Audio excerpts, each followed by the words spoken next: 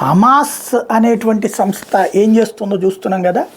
మొన్న వెళ్ళి ఇజ్రాయెల్ మీద దాడి చేసి అక్కడ వాళ్ళని ప్రాణాలు తీసి వచ్చినటువంటిది.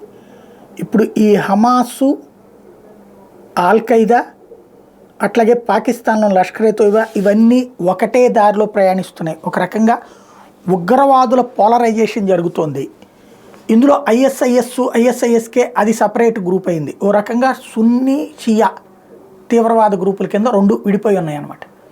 ఇప్పుడు ఇండియా మీదకి ఈ హమాస్ బ్యాచ్ అంటే ఇరాన్ ప్రోద్బలంతో నడుస్తున్నాయి. ఇరాన్ ఇటు పక్కన పాకిస్తాన్లో ఉన్నటువంటి జైషే మహమ్మద్, లష్కర్-ఏ-తోయిబా ఇట్లాంటి సంస్థల్ని ప్రోత్సహిస్తోంది. అటు హమాస్ని, తర్వాత హెజ్బుల్లా వీళ్ళందరినీ కూడా ప్రోత్సహిస్తోంది.